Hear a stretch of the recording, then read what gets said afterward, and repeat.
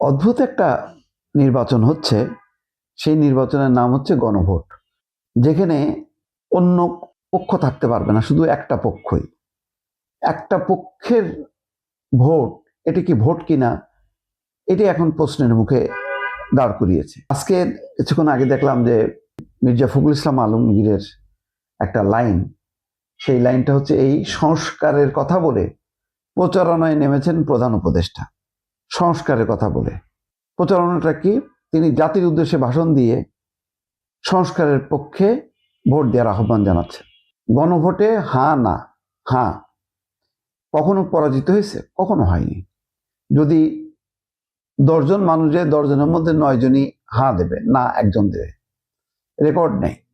আবার এমন রেকর্ডও নেই যে গণভোটে না এর পক্ষে কেউ প্রচার চালাতে পারবে না। যারা না বলবে তারা হচ্ছে স্বৈরাচারের দোষর, আর যারা হ্যাঁ বলবে তারা হচ্ছে ভয়ঙ্কর রকম স্বৈরাচার মুক্ত একটা শাসন ব্যবস্থার পক্ষে। এই যে ডিভিশনটা, ভাগাভাগিটা, এটা নির্ধারণ করবে কে? জনগণ ভোট দিয়ে, যে এই প্রস্তাব এটার পক্ষে হ্যাঁ বলেন আর না হলে না বলেন। তা হ্যাঁ না মানেই তো, অর্থাৎ পক্ষ বিপক্ষ থাকলেই না সেটা ভোট হবে। সেটা হ্যাঁ না হোক অথবা করিম রহিম হোক, নির্বাচনে যদি 2 জন দাঁড়ায়, সব করিমের পক্ষে থাকে, তো হাঁটা ধরি আমরা যদি করিম, তাহলে সবাই করিমের পক্ষে থাকবে এবং রাষ্ট্রযন্ত্র সহ সবাই নেমে যাবে। একটা অদ্ভুত গণভোটের একটা কনসেপ্ট দাঁড় করালো। এটা কোনো সংস্কারের অংশ হইতে পারে? যে এমন একটা সংস্কার যেখানে প্রতিপক্ষ থাকবে না, বিপক্ষের কেউ থাকবে না, যারা থাকবে তারা স্বৈরাচারের দোষর হবে। এটা কেমন নির্বাচন? যদি এতই খারাপ হয়, তাহলে গণভোটটা না করাই ভালো ছিল। আমি তো সবসময় বলি এই গণভোটের দরকার ছিল না। সংস্কারের প্রস্তাবগুলি চলে যাবে পার্লামেন্টে, পার্লামেন্ট নির্বাচিত পার্লামেন্ট, গণ অভ্যুত্থানের পার্লামেন্ট, গণ অভ্যুত্থান পরবর্তী সংসদের যেই অধিবেশন, সেই এমপিরা তারা ঠিক করবে সংস্কার কোনটা লাগবে কোনটা লাগবে না। জনগণের মতামত তো ওই প্রতিফলিত হবে সেখানেই, কারণ এই সংস্কারের ইস্যু নিয়ে রাজনৈতিক দলগুলো জনগণের কাছে যাবে যে আমি ক্ষমতা গেলে এই সংস্কার করব, অমুকে গেলে এই করবে। এইটার জন্য এত পেঁচানো দরকার ছিল না, এবং যাই করলো।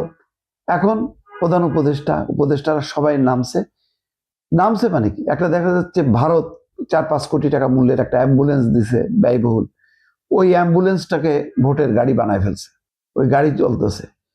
গণভোটের নামে কেউ কেউ নেমে গেছে, নিজেদের প্রচারও চলতেছে।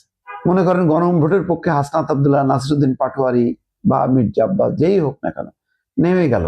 2টা নির্বাচন তো 2টা, একটা গণভোট আর একটা হলো সংসদ। তো সংসদের এটা হবে 22 তারিখ থেকে, আর গণভোটের হলো এখন থেকেই করা যাবে। এখন নেমে গেল, গণভোটের নামে ঘুরতেছে, কিন্তু প্রার্থী তো এমপি নির্বাচনের প্রার্থী, সে দলবল নিয়ে লাগতেছে। লোকজন বুঝলো ঠিকই যে গণভোট তো আসলে ইস্যু না, ইস্যুটা হচ্ছে এমপি নির্বাচন। আবার জাতির উদ্দেশ্যে হুট করে কথা নেই বার্তা নেই ভাষণ দিলেন ডক্টর মোহাম্মদ ইউনূস।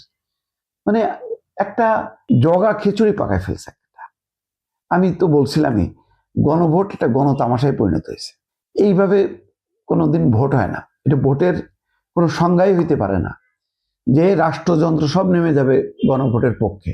তাহলে বিপক্ষে যারা থাকবে তারা তো শত্রু হিসেবে প্রতিগণিত হবে। ধরেন না তো ভোট দেবে 2-4-5 লাখ যাই হোক না কেন পড়বে তো, তাহলে তারা গণশত্রু।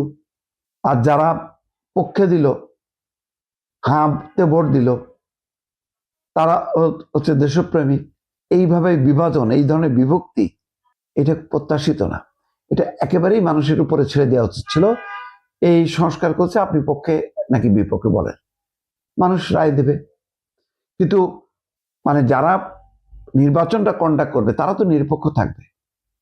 কাউন্ট করবে কিভাবে? তাহলে রাষ্ট্রযন্ত্র যদি সব হায়ের পক্ষে থাকে, তাহলে তো এই নাগুলিকেও তারা হা বলে চালায় দেবে।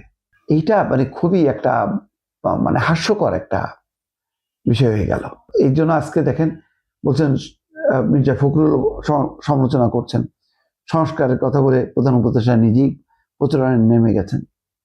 যা দরকার না সেই কাজগুলো হচ্ছে, দুর্ভাগ্যজনক এটা।